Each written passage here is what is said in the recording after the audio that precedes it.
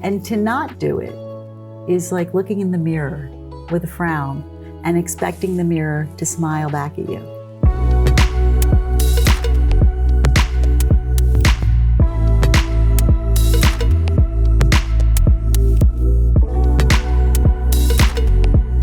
Hey guys, welcome to Tapping In. I'm your host, Marisa Grieco, and today's guest is Mary Brennan.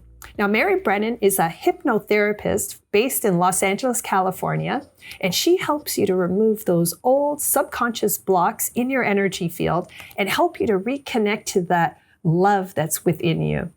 Today, she's going to share her insights on how self-hypnosis can change your life. Welcome, Mary. I'm so happy to have you with us. I'm so happy to be here. Hi, Marisa. So how did you, I know it's so long, right? But we're doing it. I'm so happy to doing the work together. So great. So how did you get into self-hypnosis? Like, what started that path for you? Oh, really? You want to go there? You're so cute. So I read a book by Joseph Murphy when I was 19. Okay. How the subconscious mind creates your future. Wait, The Power of the Subconscious Mind is the book. I was so excited by this book. I bought a copy for every member of my family. That's amazing. They thought I was crazy. They must have been like, what? But I was like, this is it, the answer to everything. And it is. It totally is. And since then, many, many years later, I am still studying the subconscious mind and how we can program it. And I love neuroscience and all the breakthroughs. And I follow all the up-to-date science on that. Like MRIs have proven now that our brains cannot tell the difference between what's real and what's imagined. That's incredible. And since our brains are really projecting and propelling us toward our future, it's really a mirror of our future. It's just fascinating. It's so fascinating to me. So how do you use it then in your daily life? Like now that you know everything about self-hypnosis and you do this work all the time, you're incredible with your clients. So how do you use it in your day-to-day life where maybe like do you wake up in the morning? And that's a really good question. So here's the thing. In hypnosis, you go to a hypnotherapist because you want to make a change. Okay. And maybe you want to quit smoking or you want to lose weight or whatever you have a goal of. And the hypnotherapist will listen and facilitate and feed back to you your goals and desires. And that works great for most people. But I'm in the 20 percentile of people who is not very suggestible. You're Scorpio.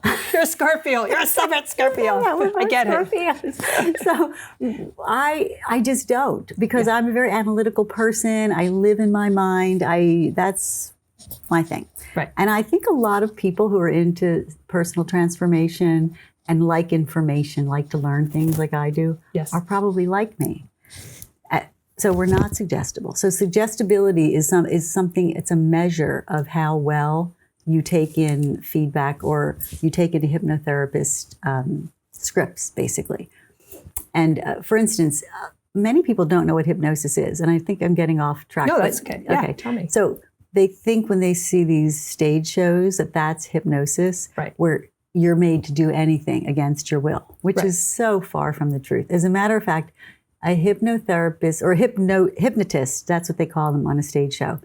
It's very staged, for lack of a better word. They spend 40 minutes scanning the audience, asking them questions to see who readily answers. They can tell based on those things, those quick responses, very suggestible. That's the word we use in the hypnotherapy world. And some people are just like blank slates, like, I'm not going for it. And they'll pick the 10 people that are answering ready. Those are the suggestible people. Those are the people who drive down the street and see a sign for a movie and they don't even notice the sign, but they're thinking, I need to go to that movie, or I need to buy those jeans. Right. The marketing people love those people. Yes. But then there are people like you who are resistant because we're just too smart. We know that's what's happening. We're being programmed. And I've always been cynical about everything. And, but I do, when I come across something real, like The Power of the Subconscious Mind, I know that's right. I feel like I know it from a deep knowing. And that's why I was so excited. And I bought a copy of the book for every member of my family. But what was the question? So then knowing all this information, What do you do for yourself? Oh, for me, you can do it anywhere. You can incorporate it into everyday things like brushing your teeth. You can look in the mirror when you're brushing your teeth and say, I'm calm, confident, and I know today's going to be a great day. Or that's just a simple kind of corny, but whatever, let's say you want to feel, I don't know, throw something at me, give me a... So if you were to help me out with something, how do I stay connected to my voice? Okay. Excellent. Yeah. So you can infuse many everyday activities with that intention. So you can pour yourself a glass of water. Let's say you're making coffee, but you always have a glass of water first. You can put your hands on the glass of water and say, I am infusing this water with the intention that as I drink it, with each sip, I am more and more connected to my inner voice, my higher voice, my physical voice, all of those things, because all of those things is what we need to be connected to. Correct. We have to be grounded. We have to be connected to our higher self. So you can do it with a glass of water. You can do it when you're in the shower. I was going to say, I do things like in the shower. Yes. So I'm washing away any energy that doesn't serve my higher self, that doesn't serve my higher purpose, doesn't serve my goal for the day, which is feeling clear and calm and connected and grounded and in tune with my higher purpose. It feels like a lot of intention setting. Everything is intention. Yeah, I love seeing when you start to see the patterns and all of a sudden it hits, right? All of a sudden things start to click for you where you're like, I've heard this 1,000 times and I thought I got it, but until that 1,000th time, I'm like, okay, Believe right? me. Make a point of wanting to change. Make it a game for yourself. Have fun with it. Incorporate it anywhere you can. Mm-hmm. Don't separate everything all the time. Like, I'm going to be this way in this situation. Like, no, practice it now. Be you always. Claim it. Own it. Claim it. Own right? It. And what's interesting is this is what prayer is. This is what affirmations are. But we always made them bigger than us or outside of us. Yes. But just putting it within us and every little thing we do, Embodying it. And to not do it is like looking in the mirror with a frown and expecting the mirror to smile back at you. No, we have to be in sync. We have to own whatever we want to have happen. Mm-hmm. So, That's great. Everyone knows that feeling grateful is like the key to everything. To everything. Right? Yeah. And it is because it opens the heart chakra and it connects you to your best self. And you talk a lot about the higher mind in your book. What is that when you talk about the higher mind and working with it in hypnosis? What's that all about? So I feel like tapping in, as a matter of fact. Yeah. How do you tap into the higher mind? To tap into what really matters in this physical world is to tap into your higher self, whether you want to call it God, higher mind, higher self, super consciousness, whatever it is. It's our inner guidance system.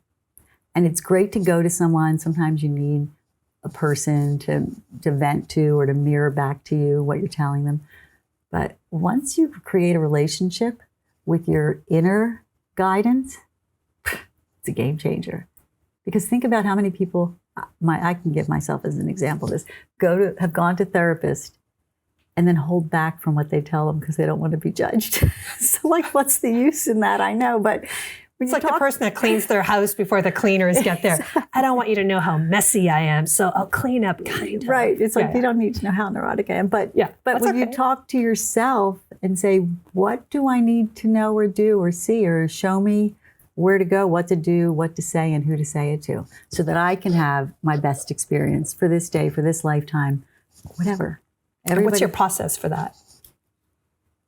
For me, because I've been meditating for many years, I can go inside in 2 seconds. You tap in and they're on call. We all can, but I just have confidence that I can now because I've spent so many hours, right? But I also, it does take practice to get the conscious mind or the chatter mind to stop.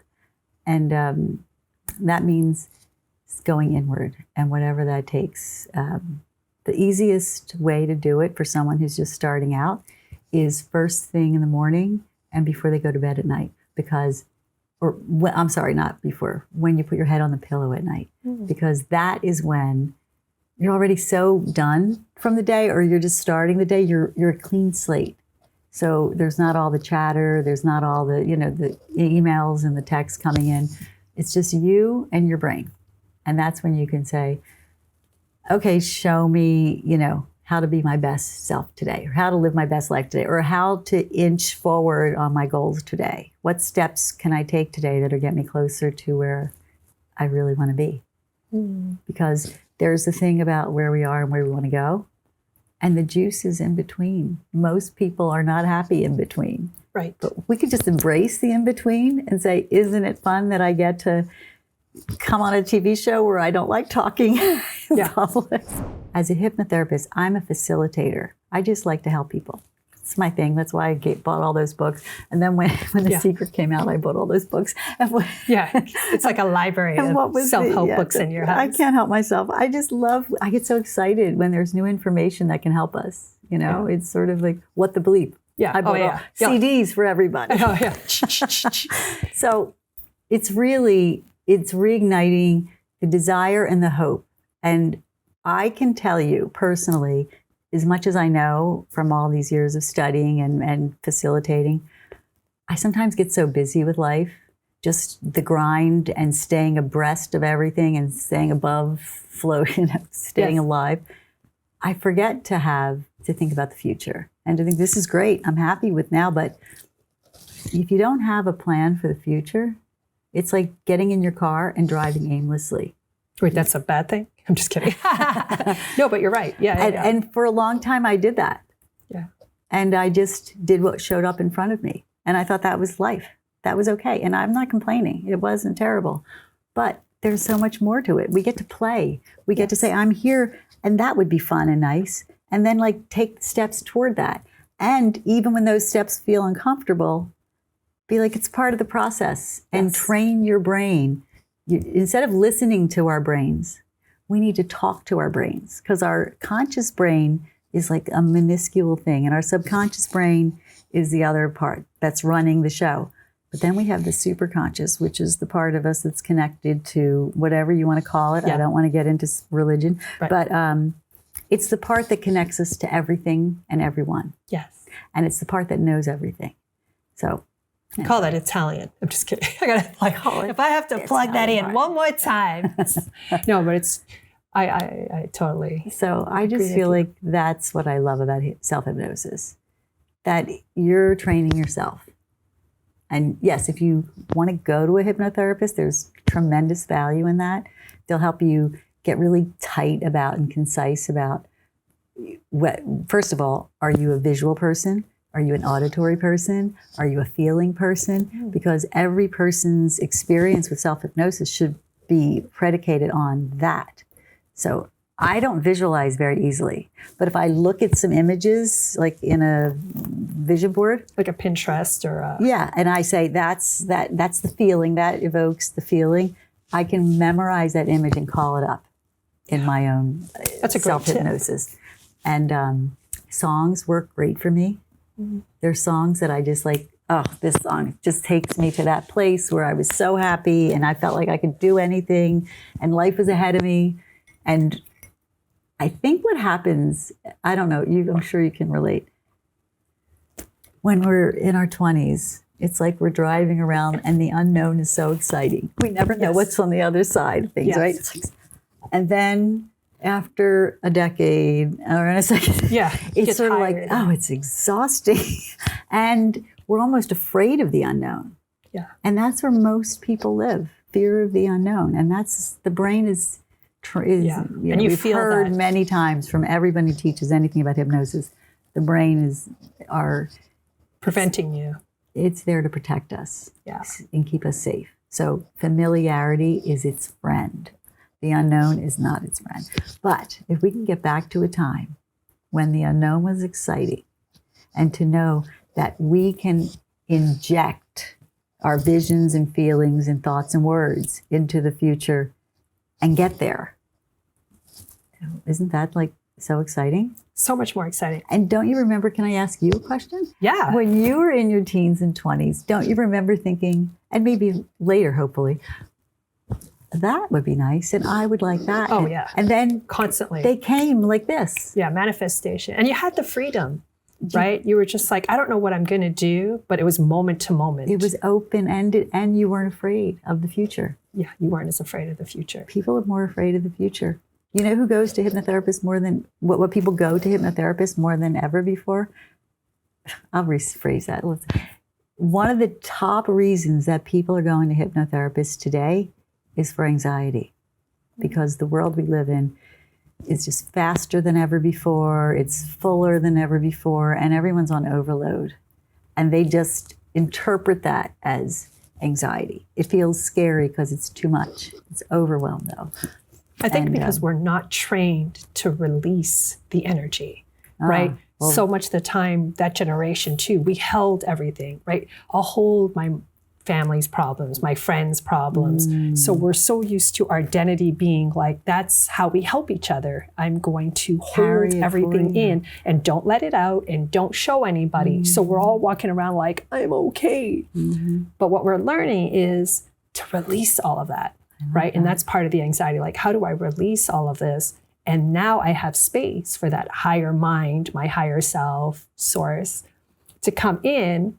And that's almost like pouring that fresh water, that clean water. And then once I kind of, I'm playing in that field, then it starts to remind me of the fun I used to have. Because now it's not so much, I'm not being triggered by someone else's energy or block in my field. So I'm feeling it. It's more clean. But I'm really going back to the authentic curiosity, the fun. It's not about anybody else. And not in an arrogant way, but it's just like, who the bleep cares what someone thinks of me? Or let them. You know what I mean? Constantly, or whatever that is that keeps you feeling like, I can't do that, or that's embarrassing, or I'm just like, take that all out. How can you be a little kinder and nicer? And that, I feel, gets rid of the anxiety because you've got your own back, right? And you've released all that heavy energy down your grounding cord. You're more connected to the earth. You're not on social media or computers, also, which messes up our energy field. So you're grounded, and that helps you to release that anxiety. But you also have to release it then out of your body, right? Because my body's addicted to that feeling. Because when I don't have that, all of a sudden I'm like, wait, I'm not me anymore. It's energy habits, feeling habits, brain thought habits.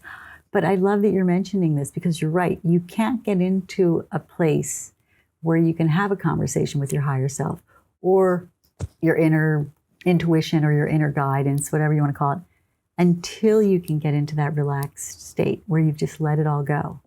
So with people coming in with anxiety, what's one tip that you can give them, or a little self-hypnosis that they can try for themselves to get them out of that state?